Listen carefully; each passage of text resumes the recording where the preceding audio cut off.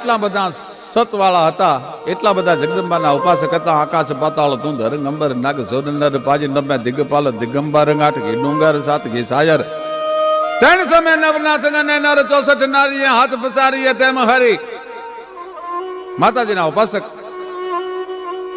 પણ એક દી હમી લુણિયાને પોતાની પત્ની ઉપર શંકા ગઈ અને કડકડતા ઘીના એમ કહેવાય છે કે તાવડો તૈયાર કર્યો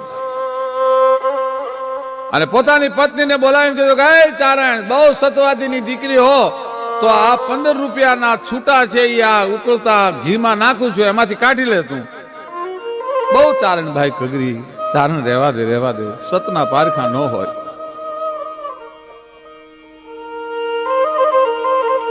પણ માન્યો નહીં અને જોગ માયા એમ કરીને આમ જા પોતાને બે ચૂડલીઓને બચાવીને હાથ નાખ્યા. કારણ કે ચૂડો હળગવો ન દેવાય, પોતાનો એવાતણ છે હળગવા ન દેવાય. એટલે ચારણભાઈએ ચૂડાને અધર ચડાવીને હાથ નાખીને રૂપિયા બારા કાઢી લીધા. પણ હાથને દાજ ન પડી, હાથ દાજ્યો નહીં. પણ ઉકળતા તેલમાંથી, ઉકળતા ઘીના કડામાંથી એમ કહેવાય છે કે ચારણબાઈએ જે તેલ એના હાથે અડ્યું હતું પોતાના ચારણના પોતાના પતિની ઉપર છાંટીને એમ કીધું, હાય ચારણ, સતના પારખા ન હોય, જોઈ લીધું ને સત. પણ એટલું કહેતા એમ કહેવાય છે ચારણને કાળો કોટ નીકળ્યો શરીર.